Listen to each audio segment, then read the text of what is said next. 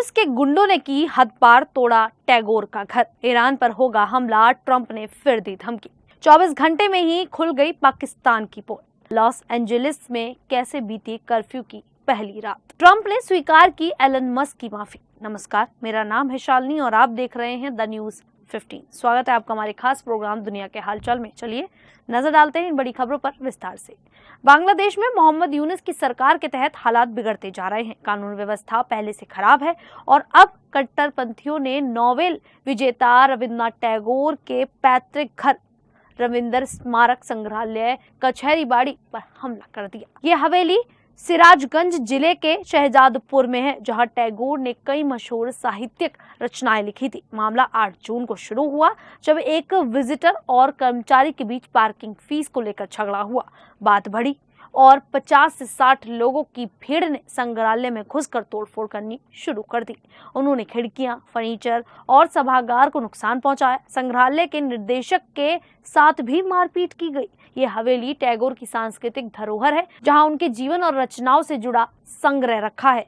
घटना के बाद पुरातत्व विभाग ने 3 सदस्यीय जांच समिति बनाई है, जो 5 दिन में रिपोर्ट देगी। फिलहाल कचहरीबाड़ी को अंगातकों के लिए बंद कर दिया गया है। संरक्षक मोहम्मद हबीबुर रहमान ने बताया कि परिसर अब सरकार की निगरानी में है। यह हमला तब हुआ जब यूनुस सरकार के खिलाफ ढाका और अन्य शहरों में विरोध प्रदर्शन तेजी से है। लोग बंगबंधु शेख मुजीबुर रहमान के अपमान और बढ़ती अराजकता से नाराज हैं। सरकार ने कई जगहों पर सार्वजनिक सभाओं पर रोक लगा दी है और सुरक्षा एजेंसियां सतर्क हैं। वहीं अमेरिका ने ईरान को फिर से कड़ी चेतावनी दी है। राष्ट्रपति डोनाल्ड ट्रंप ने कहा है कि ईरान को परमाणु बम बनाने की इजाजत नहीं दी जाएगी। अमेरिका ने संकेत दिया है कि पश्चिम एशिया में जंग छिड़ सकती है। इसके चलते अमेरिका अपने कर्मचारियों और सैन्य परिवारों को इस क्षेत्र से बाहर निकाल रहा है। विदेश विभाग ने लेवल 4 की चेतावनी जारी कर अपने नागरिकों से वहां यात्रा न करने को कहा है। अमेरिकी खुफिया एजेंसियों का कहना है कि इजरायल जल्द ही ईरान के परमाणु ठिकानों पर हमला कर सकता है। अमेरिकी सेना क्षेत्र में स्थिति पर नजर रख रही है। ट्रंप ने कहा है कि उन्होंने इजरायल के प्रधानमंत्री बेंजामिन नेतन्याहू से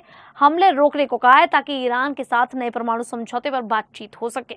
उन्होंने दावा किया कि समाधान करीब है और दूसरी ओर ईरान ने उल्टा इजरायल को धमकी दी है। उसने दावा किया है कि उसे इजरायल के गुप्त परमाणु ठिकानों की जानकारी मिल गई है। ईरान ने कहा है कि अगर इजरायल ने कोई भी कार्रवाई की तो वह जवाबी हमला करेगा। ईरान के सर्वोच्च नेता अयातुल्लाह अली खामनेई ने अमेरिका को चेतावनी देते हुए कहा कि वह उनके परमाणु कार्यक्रम को रोक नहीं सकता। अमेरिका और इजरायल लगातार ईरान पर समझौते के लिए दबाव बना रहे हैं, लेकिन तनाव कम होने का नाम नहीं ले रहा। वहीं पाकिस्तान का एक और झूठ दुनिया के सामने आ गया है। उसने दावा किया था कि उसके सेना प्रमुख जनरल आसिम मुनीर को अमेरिका की 250वीं विक्ट्री डे परेड में शामिल होने का न्योता मिला है, लेकिन यह सच नहीं है।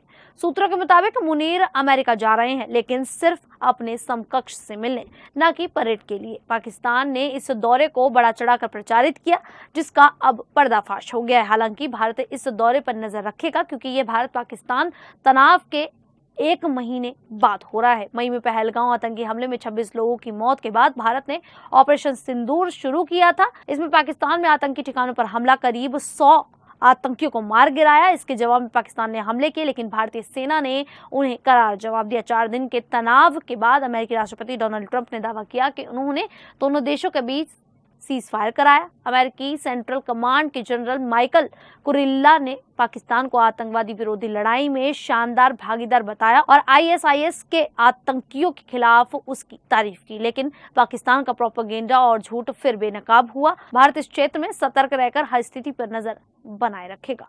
लॉस एंजलिस में हालात बिगड़ गए हैं। राष्ट्रपति डोनाल्ड ट्रंप की इमिग्रेशन पॉलिसी के खिलाफ बड़े पैमाने पर प्रदर्शन हो रहे हैं, जो हिंसक हो गए हैं। इससे शहर का जनजीवन बुरी तरह प्रभावित हुआ है। पुलिस ने हालात काबू करने के लिए कर्फ्यू लगाया और पहली रात 20 से ज्यादा लोगों को हिरासत में लिया। प्रदर्शनकारियों ने कई जगहों पर आगजनी और लूटपाट की, जिसमें बुधवार को एक एप्पल शो रूम में तोड़फोड़ का वीडियो भी सामने आया। पुलिस ने भीड़ को तितर-बितर करने के लिए हथियारों का इस्तेमाल किया। अधिकारियों का कहना है कि लूटपाट और तोड़फोड़ रोकने के लिए कर्फ्यू जरूरी था। मेयर कैरेन बास ने स्थानीय आपातकालीन की घोषणा की और कहा कि कर्फ्यू शहर के एक वर्ग मील इलाके में लागू रहे, जहां शुक्रवार से प्रदर्शन हो रहे हैं। लॉस एंजलिस का कुल क्षेत्रफल करीब 1295 वर्ग किलोमीटर है। पुलिस प्रमुख जिम मैकडॉनेल ने कहा कि लोगों की जान और संपत्ति की सुरक्षा के लिए कर्फ्यू जरूरी है। ये प्रदर्शन ट्रंप प्रशासन द्वारा अवैध घुसपैठियों की गिरफ्तारी के खिलाफ हो रहे हैं। वहीं अमेरिकी राष्ट्रपति डोनाल्ड ट्रंप ने टेस्ला के सीईओ एलन मस्क की माफी स्वीकार कर ली है। मस्क ने सोशल मीडिया पर ट्रंप के खिलाफ कुछ आपत्तिजनक पोस्ट किए थे, जिसके बाद उन्होंने फोन पर बात की और माफी मांगी। व्हाइट हाउस की प्रेस सचिव कैरोलिन लेविट ने बताया कि ट्रंप ने मस्क के बयान की सराहना की और अब सरकार का ध्यान अमेरिकी कारोबार पर है। मस्क के सरकारी अनुबंधों की समीक्षा की बात थी, लेकिन लेविट ने कहा कि अभी इस दिशा में कोई कदम नहीं उठाया गया है। मस्क ने अभी एक पोस्ट में बिना सबूत के दावा किया था कि सरकार ट्रंप और जेफरी एप्स्टीन के संबंधों को छिपा रही है। उन्होंने एक अन्य पोस्ट में ट्रंप की नीतियों की आलोचना की और उनकी चुनावी जीत का श्रेय लिया। ट्रंप ने जवाब में कहा था कि अगर मस्क डेमोक्रेटिक का साथ देते हैं तो उन्हें गंभीर परिणाम भुगतने पड़ सकते हैं। रिपब्लिकन सांसदों और ट्रंप के सहयोगियों ने मस्क से संपर्क कर उन्हें ट्रंप के साथ सुलह करने और उनकी नीतियों का समर्थन करने को कहा।